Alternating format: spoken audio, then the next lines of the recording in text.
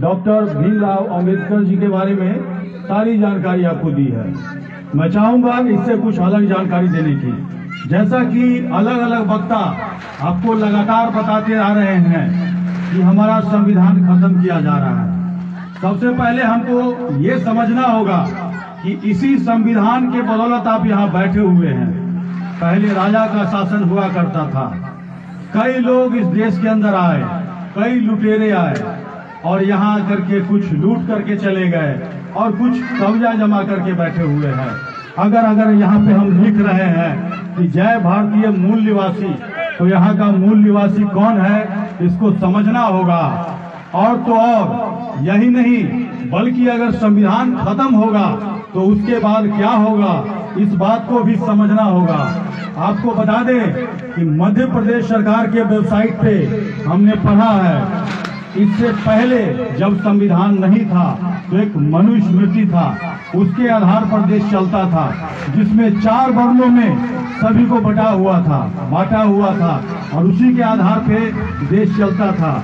और उसी को समाप्त करके बाबा साहब भीमराव अंबेडकर हो चाहे हमारे अन्य नेता हो, जब हमारे देश के अंदर लोकतंत्र बहाल हुआ तो सभी को बराबरी का हक मिला।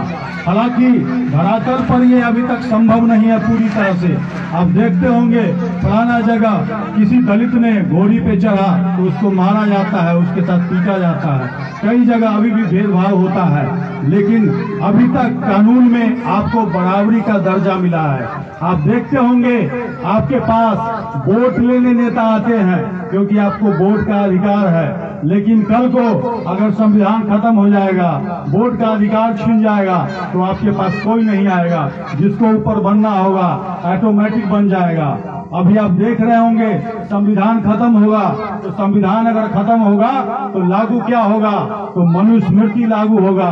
कई जगह अपने अलग अलग न्यूज़पेपर में पढ़ा होगा कि दूसरा संविधान बन रहा है, तो दूसरा जो संविधान बनेगा तो उसमें पहले के जैसे आपको धीरे धीरे पीछे ले जा रहे हैं वैसे आपको ले जाएंगे पीछे। और किस तरह से देश चलेगा ये वो लोग तय करेंगे जो लोग मनुवाद हैं। और मनुवाद कौन है इसको समझना होगा।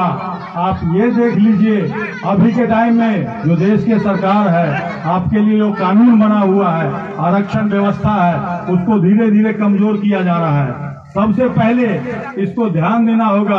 अगर बच्चे को आप पढ़ाएंगे तभी जाकर के आपका बच्चा इस बात को समझ पाएगा, नहीं पढ़ाएंगे तो धीरे धीरे आप कमजोर होते जाएंगे, आपकी बात कोई नहीं सुनेगा। आप देखते होंगे मोबाइल के जरिए आपको गलत प्रचार किया जा रहा है, दुष्प्रचार करके आपको इतिहास के बारे में गलत जानकारी दी जा रही है, तो इसको आपको समझना है। और सभी लोग जो यहाँ पे मोबाइल यूज करते हैं उनको हम एक फिल्म के बारे में बताना चाहेंगे। सभी लोग मोबाइल में सर्च करेंगे 10 शूद्र, एक फिल्म है, हो सकता है बाद में आपको ना मिले, उसको एक बार देखिएगा। उसमें किस तरह से लोग बाहर से आते हैं और यहाँ आकर के देश के ऊपर कब्जा जमा लेते हैं और यहाँ के मूल निवासी के साथ किस तरह से भेदभाव करते हैं वो पता चलेगा। और इससे निकलने के लिए कहीं ना कहीं आपको शिक्षा की जरूरत है और इसके लिए आप बच्चे को पढ़ाइएगा तभी संभव हो पाएगा। यूनाइट नहीं होइएगा, यूनाइट होकर के नहीं लड़िएगा तो धीरे धीरे जो आपके कानूनी अधिकार हैं वो छीन लिए गए हैं।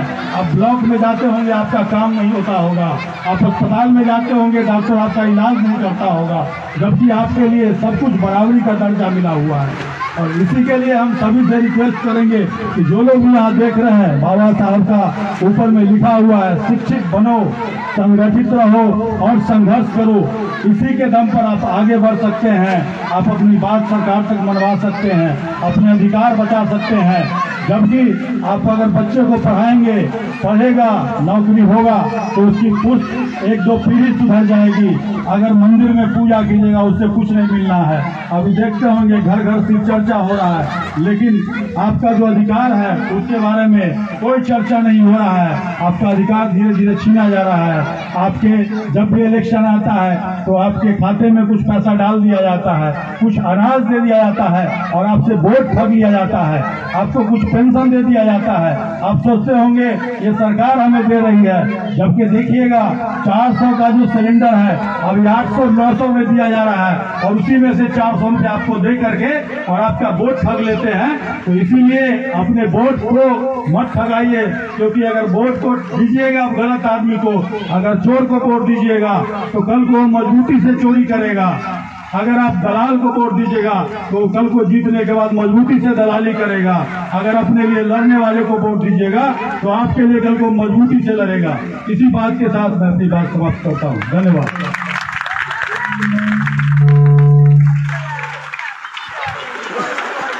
बहुत अच्छा, बहुत बहुत धन्यवाद। तो अगले